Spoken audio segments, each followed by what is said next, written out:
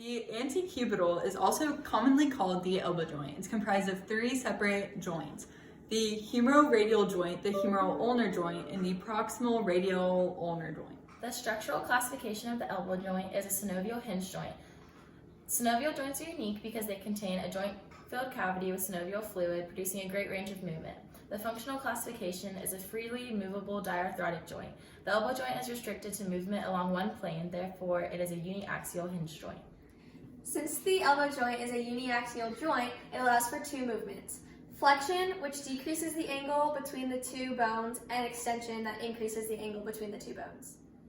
The prime movers of flexion include the anterior muscles, the biceps brachii and the brachialis, and the antagonist muscles include the posterior, which is the triceps brachii, and then the fixator also includes the brachioradialis, which stabilizes the elbow during rapid flexion. The prime movers for extension include the triceps brachii, specifically the medial head, which is the prime mover. There's also the long head and the lateral head, which extend the forearm against resistance. The antagonist of extension is the biceps brachii, along with the synergist, the anconeus, and the fixator, the brachioradialis, that stabilizes the elbow during rapid extension.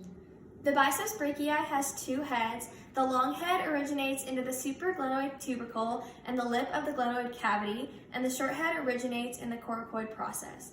Both insert into the common tendon into the radial tuberosity of the radius, and they are both innervated by the musculocutaneous nerve, which is the root nerve of C5 and C6. The brachialis originates at the anterior surface of the distal humerus, and it embraces the insertion of the deltoid muscle.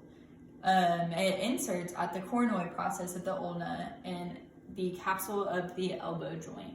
The brachialis is innervated by the musculocutaneous motor nerve, and the nerve root is C5 and C6. The brachioradialis originates in the lateral supracondylar ridge at the distal humerus. It inserts into the base of the radial styloid process. It's innervated by the radial nerve, which has the nerve root up C6 through C8. The anconeus originates at the lateral epicondyle of the humerus, and it inserts at the lateral aspect of the ulnar olecranon. It is innervated by the radial nerve, which has the nerve root C6 through C8. The triceps brachii has three heads.